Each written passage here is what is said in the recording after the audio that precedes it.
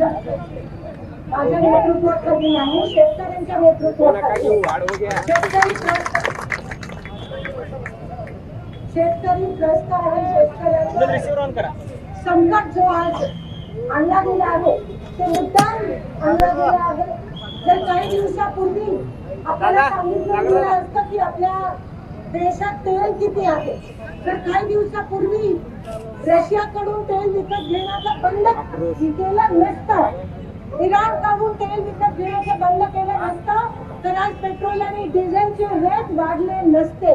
काही दिवसापूर्वी पंतप्रधान आपल्याला सांगतात की खत वापरू नका, शेतकऱ्यांना खरीपाचा सीझन आहे त्याचा खत वापरू नका. आज खताचे रेट किती वाढले. हे संकटात शेतकऱ्यांना कोणी टाकलं, या देशाला कोणी टाकलं, तर या देशाच्या पंतप्रधानांनी या देशाला संकटात टाकले. वेळ होती, युद्ध आपल्या देशात नाहीये, लक्षात घ्या. युद्ध आपल्या देशात नाहीये, युद्ध दूर देशात आहे. पण तरीही आपल्या देशात का परिणाम झाला, तेच ते इंदिरा गांधींचं बोलतात. त्यावेळेस भारत युद्धात होतो तरीही स्टेबल राहिलं. आज भारत युद्धात नसतानाही भारताच्या लोकांना भोगावं लागतं. कारण का, हे मोदीच्या सगळ्या पॉलिसीमुळे. कारण का ट्रम्प तात्यांना आहारी गेले, त्यांच्या समोर जसं ट्रम्प डोले तसं मोदी डोले. केवळ अदानीचे जे गुन्हे ते माफ करण्यासाठी ट्रम्पच्या आहारी गेले आणि आपला शेतकरी संकटात पडला. मात्र हे विमानात जाऊन मेलनी करत बसले आणि आमचा शेतकरी हा संकटात पडला आहे. आज दरवाढ असेल, खतांचा विषय असेल, आज महागाई असेल, आज सोयाबीन पीक विमा मिळत नाहीये, तुरीला पीक विमा मिळत नाहीये. शेतकऱ्याचे खूप मोठे हाल झालेत.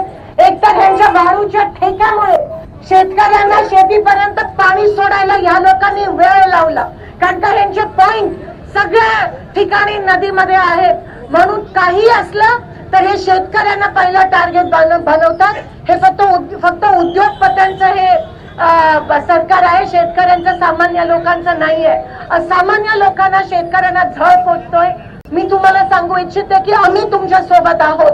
तर सरकारने तुमच्याकडे पाठ वळवले, पण आम्ही आहोत. ही फक्त सुरुवात आहे. रस्ता रोको ह्याच्या पुढे अजून आक्रोश होणार आहे. आज 5-6 जणांनी या ठिकाणी आंदोलन केलं, पण ही फक्त सुरुवात आहे आणि आम्ही झुकणार नाही आहोत. आम्ही बळीराजाच्या मागे आहोत आणि राहणार आहोत शेवटपर्यंत. बळीराजा हे राजकारणाच्या पलीकडे या देशाचा कणा हा शेतकरी आहे आणि तो जर त्रस्त असेल तर आमचे संस्कार आम्हाला गप्प बसू देत नाहीत. आणि म्हणून आम्ही शेतकऱ्यांच्या नेतृत्वाखाली आज हे आंदोलन करत आहोत. हे तर सुरुवात आहे, पुढे ये तो सिर्फ झाकी है, आगे बाकी बहुत बाकी है. आणि पोलिसांना उगाचच पुढे ढकलून शेतकऱ्यांवर बुलडोजर चढवण्याचा प्रयत्न हे सरकार करत आहे. कारण का ते घाबरत आहेत, ते घाबरलेले आहेत. त्यांना हिंमत नाहीये लोकांसमोर यायला आणि शेतकऱ्यांचे प्रश्न जे आहेत ते सोडवण्याची हिंमत नाहीये. म्हणून या सरकारचा मी धिक्कार करते. या शेतकऱ्यांच्या सोबत आम्ही सगळे तनानी मनानी आहोत. मी शेतकऱ्यांना आश्वस्त करते आणि आपण इथे खरं तर आम्ही सहभागी झालो, पण आम्ही तुमच्या सोबत आहोत. ही रस्त्यावरची लढाई आहे. उद्रेक झालाच पाहिजे, उठाव झालाच पाहिजे आणि ही त्याची सुरुवात आहे. मी आपले सगळ्यांचे आभार मानते. माझे प्रेसचे बंधू पण सकाळपासून इथे आले, त्यांचे पण. खरं तर तुम्ही बघू नका, तुमच्या हिश्श्याची लढाई आम्ही लढत आहोत हे तुम्हाला कळायला पाहिजे. मी सांगून थकले आहे.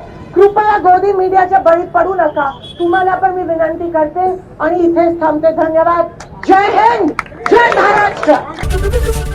एबीपी माझा, उघडा डोळे बघा नीट.